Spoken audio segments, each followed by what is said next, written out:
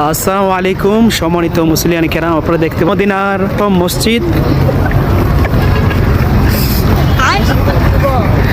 কিতা গুলা করে ক্যামেরা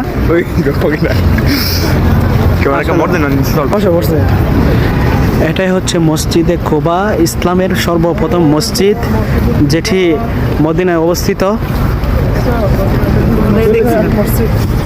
এই পৃথিবীর জমিনে 4টি মসজিদ আছে সম্মানিত, তার মধ্যে এটা হলো 4 নম্বর। 1 নম্বরে হচ্ছে মসজিদ আল হারাম, 2 নম্বরে হচ্ছে মসজিদ আল নববী, 3 নম্বরে হচ্ছে জেরুজালেমের মসজিদুল আল আকসা এবং 4 নম্বরে রয়েছে মসজিদে আল কুবা যেটি মদিনায় অবস্থিত, ইসলামের প্রথম মসজিদ।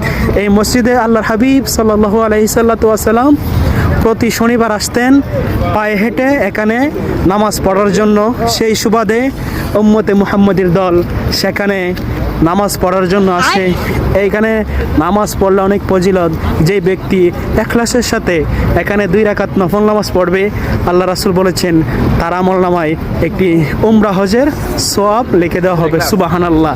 এটি হলো সেই মর্যাদাপূর্ণ মসজিদ, মসজিদে আল কুবা, যেটি ইসলামের 4র্থ নম্বর মর্যাদার দিকে এই মসজিদটি রয়েছে।